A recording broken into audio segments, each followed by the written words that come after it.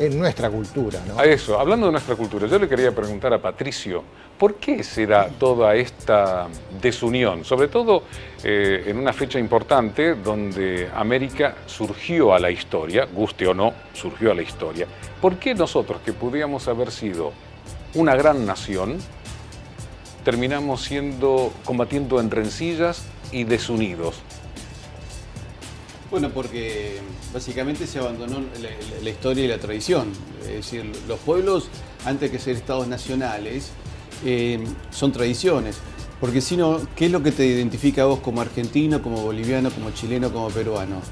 Aquello que es elemento fundacional de tu identidad. Es decir, España, al traer el orden romano, la filosofía griega y la fe de Tierra Santa, conforma esa identidad. Si no, sos un nombre más, con una bandera más, como tienen tantos países.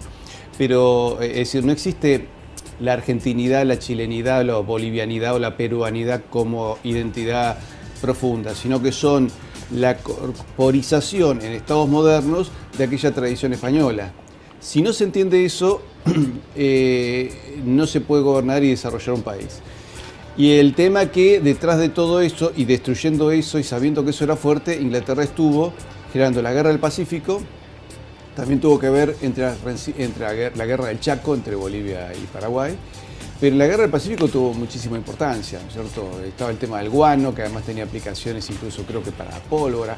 Sí, entonces, igual que el salitre. ¿Vos sabés qué era? La guerra del guano, la guerra del salitre, la guerra del Pacífico o la guerra de los 10 centavos.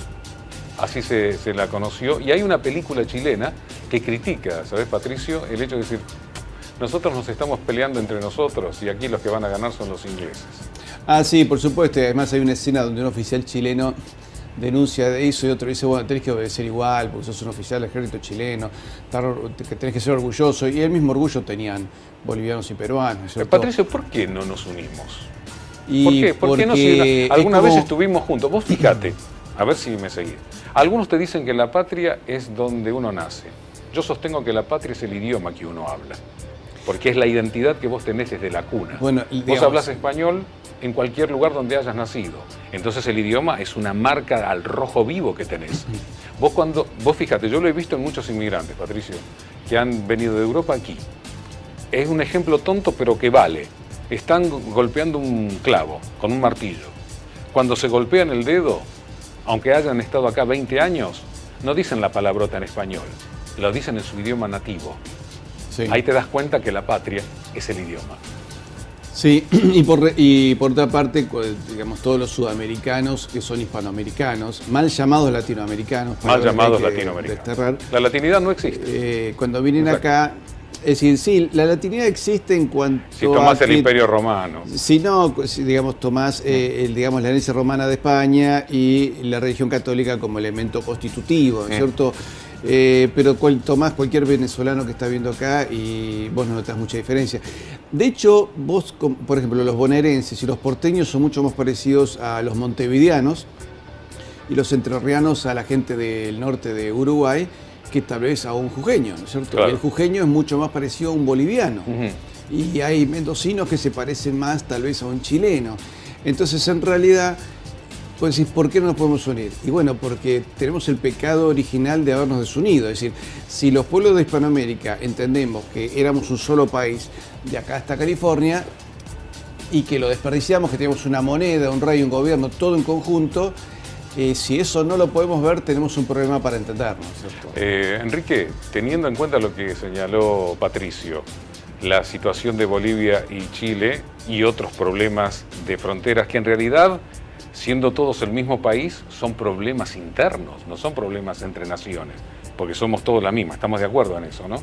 Sí. No le ves viso de solución. Evidentemente no, porque responde nuestra balcanización, como recién lo comentaba Patricio, ¿no? Nuestra balcanización responde a la geopolítica inglesa del siglo XVIII. Desde aquel momento viene la balcanización de toda nuestra región.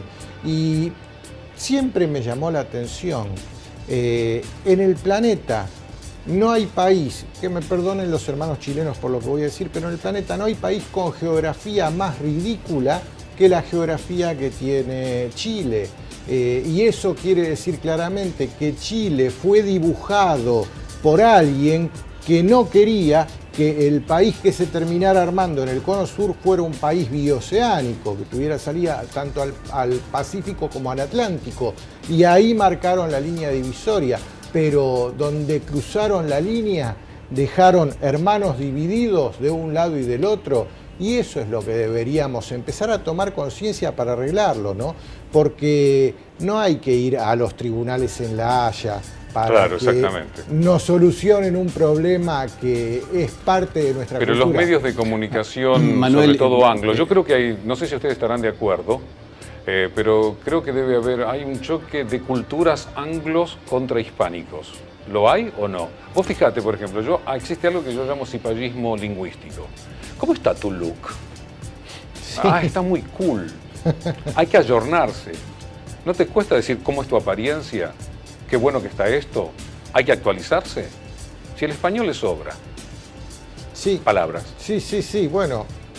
Aparte tenés un problema de lavado, me equivoco. En cantidad de habitantes que hablan el idioma español somos la segunda mayoría en el mundo. Los primeros son los chinos, los segundos no es el inglés el segundo idioma nativo del mundo, es el español. A ver, ¿y Patricio? Ya decía Jorge Abelardo Ramos que Inglaterra le hacía la guerra a España ya en la época de Felipe II, ¿no? Sí, claro. Y por un tema religioso, básicamente. Porque son dos concepciones espirituales distintas de la economía y de la política, ¿no? En el mundo español el ser humano importaba. En el mundo anglosajón no era así. Vos pensás que en el mundo español una mujer podía en el siglo XVI ser dueña de sus propiedades, comercializar libremente. En el mundo anglosajón, un inglés tuvo derecho hasta principios del siglo XX a vender a su esposa, por ejemplo. Fíjate la diferencia entre un mundo y otro. Por eso, en realidad, si no entendemos que debemos unificarnos para enfrentar los conflictos del siglo XXI, va a ser muy difícil. ¿Por qué? Porque los hispanoamericanos somos más o menos unos 400 millones de habitantes.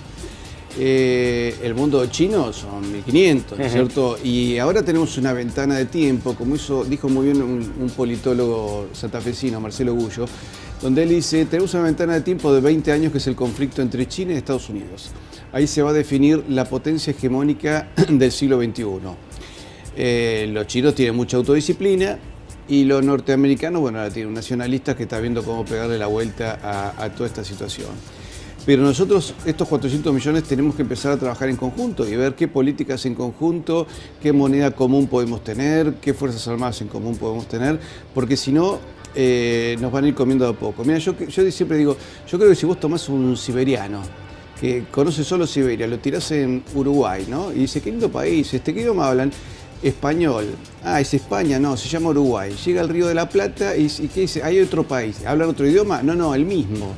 Y llega a la cordillera de los Andes y dice, detrás hay otro país, ahí sí cambia de región, no, ni de idioma, no, sigue siendo la misma y de acá hasta México. Yo creo que el siberiano va a mirar y decir, que ustedes son oligofrénicos, ¿hay un problema? Porque no hay 20 Rusias, hay una. ¿Y cómo ustedes tienen 20 Españas? En el fondo que seríamos eso, ¿no es cierto? Como identidad última, ¿no? De origen. Entonces no entendería el por qué nosotros nos hemos balcanizado. Y además hay que ver muy bien la maniobra inglesa, porque nosotros teníamos la moneda más poderosa del mundo en su momento durante el imperio, que era el real de 8. Y bueno, fíjate que eso nosotros lo hemos perdido en beneficio del dólar, y ahora veremos si es el yuan o quién es el que se convierte en moneda mundial, ¿no? Patricio, fuiste muy claro, pero es un tema que da para largo y para pensar. Patricio Lons y Enrique Romero, muchas gracias por habernos acompañado. Esto ha sido 26 Internacional. Espero que les haya ayudado a pensar. Nos encontramos próximamente.